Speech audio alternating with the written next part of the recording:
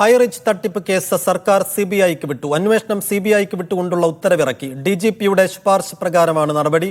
നിലവിൽ ക്രൈംബ്രാഞ്ചിന്റെ സാമ്പത്തിക പരിശോധനാ വിഭാഗമാണ് അന്വേഷണം നടത്തുന്നത്. സൈഫ് സൈനുലാബ്ദീൻ വിവരങ്ങൾ നൽകും. സൈഫ്, ഹൈറിച്ച് തട്ടിപ്പ് കേസ് സിബിഐക്ക് വിട്ടതിന്റെ പശ്ചാത്തലം, സാഹചര്യം എന്താണ്? സംസ്ഥാന സർക്കാർ ആ ഉത്തരവിൽ തന്നെ വ്യക്തമാക്കുന്നുണ്ട്. ഇത് ഏതെങ്കിലും കേന്ദ്ര ഏജൻസി അന്വേഷിക്കുന്ന കേസെന്ന ഗൗരവ സ്വഭാവത്തിൽ അതിനെ കാണുന്നുണ്ട്. സംസ്ഥാന പോലീസ് മേധാവി ഇത്തരം ശുപാർശ കൈമാറുകയും ചെയ്തിട്ടുണ്ട്.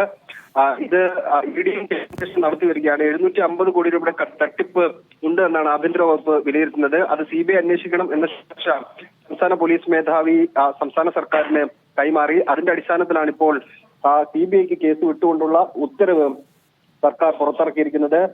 മൾട്ടി ലെവൽ മാർക്കറ്റിംഗ് ബിസിനസിന്റെ മറവിൽ 1600 കോടിയോളം രൂപ വിവിധ വ്യക്തികളിൽ നിന്ന് ശേഖരിച്ച് ഹൈറിച്ച് ഉടമകൾ OTT പ്ലാറ്റ്ഫോമിന്റെ പേരിൽ ഇടപാട് നടത്തിയെന്നാണ് ഇഡിയുടെ കണ്ടെത്തൽ ഉണ്ടായിരുന്നത്. അങ്ങനെ പല ആൾക്കാരിൽ നിന്ന് ലക്ഷക്കണക്കിന് രൂപ വാങ്ങി ആയിരക്കണക്കിലേറെ കോടി രൂപയുടെ തട്ടിപ്പുണ്ടെന്നാണ് ഇഡി കണ്ടെത്തിയത്. പക്ഷേ ആഭ്യന്തര വകുപ്പിന്റെ പരിശോധനയിൽ ഇത് 750 കോടി രൂപയാണ് എന്നാണ് ഉത്തരവിൽ വ്യക്തമാക്കുന്നത്. ഇത് കേന്ദ്ര ഏജൻസി അന്വേഷിച്ചാൽ മാത്രമേ കൂടുതൽ ഗൗരവ സ്വഭാവത്തിൽ ഇതിന് അന്വേഷണം നടക്കൂ. അതുകൊണ്ട് ഇതിന് കേന്ദ്ര ഏജൻസിക്ക് വേണം ശുപാർശ നൽകി. അതിന്റെ അടിസ്ഥാനത്തിലാണ് സിബിഐക്ക് ഇപ്പോൾ അന്വേഷണം കൈമാറിക്കൊണ്ടുള്ള ഉത്തരവ് പുറത്തു വന്നിരിക്കുന്നത്.